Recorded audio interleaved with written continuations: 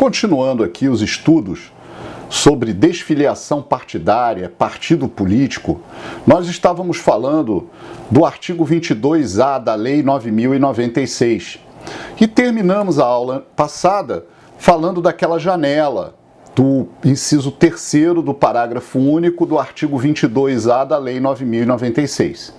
Agora eu queria completar essa aula com a resolução do TSE número 22.610, que eu ia pedir a vocês para verificarem.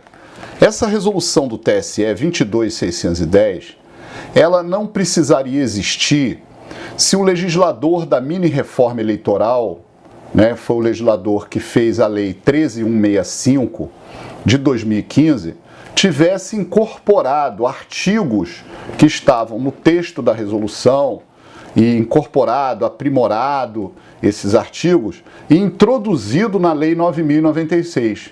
Mas assim, o legislador não o fez.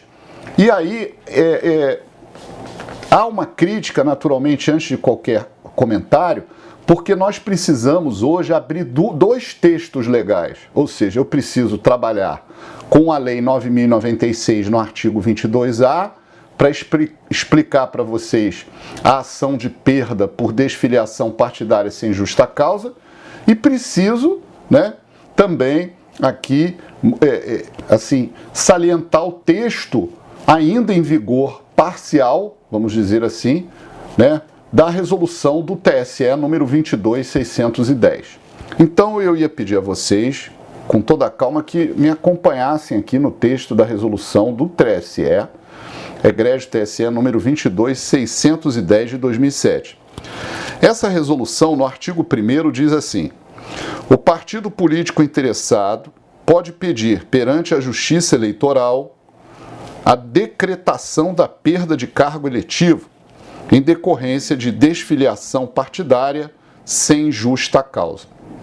Ora, então, a lei está dizendo que o partido político interessado, pode entrar com uma ação, e nessa ação, que vai ter os requisitos de uma petição inicial, vai pedir o quê? A decretação da perda do cargo eletivo, do mandato eletivo, argumentando o quê? Que aquele deputado, que aquele vereador mudou de partido sem justa causa. E aí a vaga iria para o suplente. Eu quero dizer o seguinte, aqui, primeiramente, a resolução diz assim: considera-se justa causa incorporação ou fusão de partido. Essa parte não está mais valendo. Ela está revogada tacitamente pelo artigo 22A, incisos 1, 2 e 3. E aqui fala criação de novo partido. Aí você tem que ler lá na Lei 9.096, é o inciso 1º. Mudança substancial ou desvio reiterado do programa, A criação de novo partido não é causa mais para essa ação. Então, só é a mudança substancial, desvio reiterado do programa, e aqui a lei fala grave discriminação pessoal, lá na Lei 9.096 fala grave discriminação política pessoal.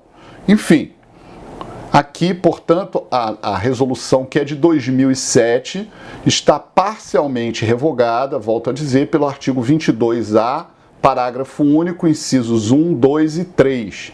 Inclusive lá tem a hipótese da janela, que a gente chama de janela, que é aquela mudança sem precisar justificar, nos 30 dias antes do último dia para se filiar. O último dia para se filiar é sempre 6 meses antes do primeiro turno. Então eu dei o exemplo na aula anterior 7 de outubro de 2018 é o ano da eleição, então você tem até 7 de abril, que são 6 meses, para se filiar. E lá na Lei 9.096 você tem de 7 de março, portanto, a 7 de abril, quer dizer, nesse período de 30 dias, para sair do partido, sair do A para o B, do A para o C, do A para o D, para onde a pessoa quiser ir, o partido que mais lhe aprouver. Agora,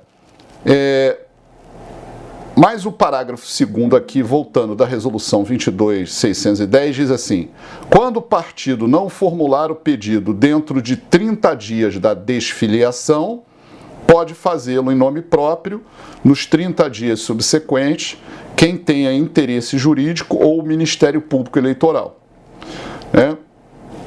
E aqui é importante salientar primeiro o seguinte: você está vendo que a legitimidade é exclusiva do partido político. Ele é que é o legitimado ativo absoluto, vamos dizer assim, no prazo decadencial de 30 dias. Se ele não exercer esse prazo de 30 dias, da desfiliação daquele deputado ou daquele vereador, aí sim a legitimidade sai do partido, e aí passa a ser em quem? De quem? Quem pode fazer isso? Quem tem interesse jurídico. Quem é que tem interesse jurídico? São os suplentes dos deputados e suplentes de vereadores. Só que quando um deputado é eleito, ele tem diversos suplentes. Quando um vereador é eleito, tem diversos suplentes, porque o suplente é aquele que não obteve uma votação pessoal que pudesse levar ao preenchimento daquela vaga.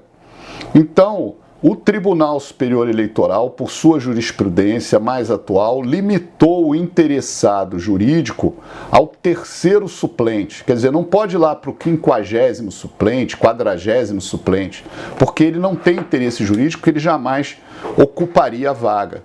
Vamos imaginar que quem ficasse na 40ª posição entrasse com essa ação. Se ele entrasse com essa ação, a vaga não seria dele, seria do primeiro suplente. O primeiro não quer, passa para o segundo não quer, passa para o terceiro. Entendeu? Então o TSE limitou essa ação até o terceiro suplente, tá bom? Então não é possível aqui essa ação ir lá para o, 100º suplente.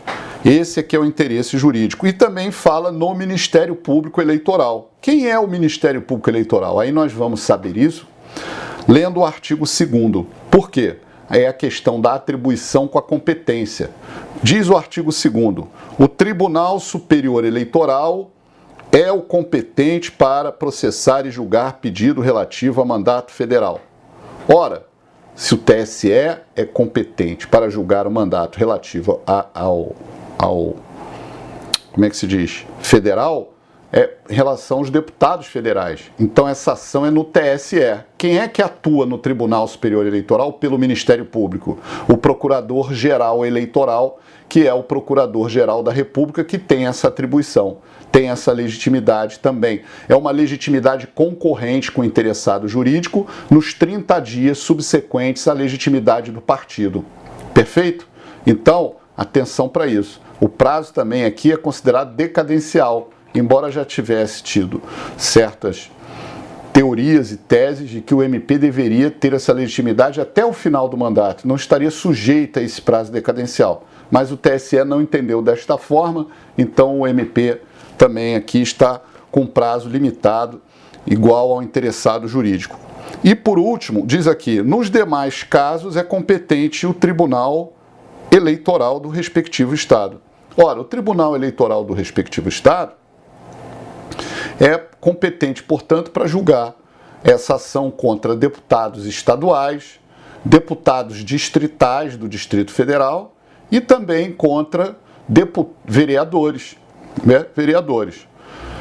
certo? E a ação tem aqui um rito processual, que está no artigo 3º ao 13, praticamente, que diz que na inicial deve ser exposto o fundamento do pedido, podem ser arroladas 3 testemunhas, tem um prazo para contestar, de 5 dias para responder da citação. Então há uma instrução probatória. E o artigo 10º diz assim: julgado procedente o pedido, o tribunal decretará a perda do cargo, comunicando a decisão ao presidente do órgão legislativo competente para que imposse, conforme o caso, o suplente ou o vice no prazo de 10 dias. Certo? E aqui também se diz, no artigo 11, que são irrecorríveis as decisões interlocutórias do relator, que podem ser revistas no julgamento final, de cujo acórdão cabe o recurso. É mais ou menos na linha do novo CPC, da irrecorribilidade das decisões interlocutórias. Perfeito? Então você tem essa resolução com 13 artigos, a leitura dela, volto a salientar, deve ser feita em consonância com as modificações da Lei 13.165 que estão incorporadas no texto do artigo 22A da Lei 90/96. Tá bom? E com isso nós vamos encerrando essa parte da explicação e vamos seguir em outras aulas explicando os partidos políticos no Brasil e os temas relevantes.